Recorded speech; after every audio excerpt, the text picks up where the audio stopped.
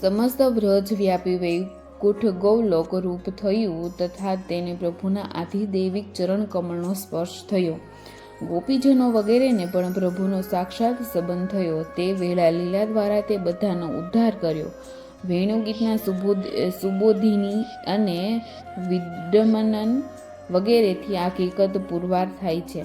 એ પ્રક્રિયા પ્રમાણે જ શ્રીમદાચાર્યના બ્રહ્મસંબંધનો પ્રકાર યોજાયેલો છે અને તે દ્વારા તેના આધિદૈવિક ભાવરૂપનો તેનામાં પ્રવેશ કરાવાયો છે. તે વખતે જ તે જીવ નિર્ગુણ રસમય બ્રહ્મ સેવાનો અધિકારી થઈ શક્યો. તેથી આપે સેવામાં ભૌતિક પંચ દોષોને નહીં માનવાની માર્મિક આજ્ઞા આપી છે.